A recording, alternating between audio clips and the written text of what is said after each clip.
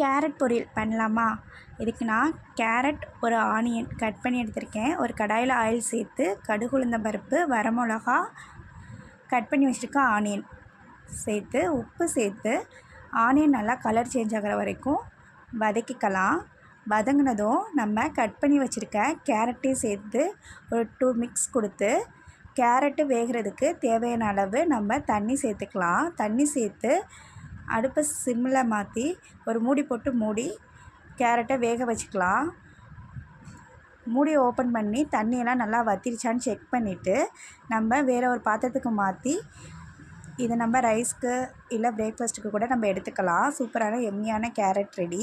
உங்களுக்கு விருப்பம் இருந்தால் கடைசியாக இதில் தேங்காய் துருவல் கொஞ்சம் சேர்த்துக்கலாம். சேர்க்காமல் இருந்தாலும் ரொம்ப சூப்பராக தான் இருக்கும்.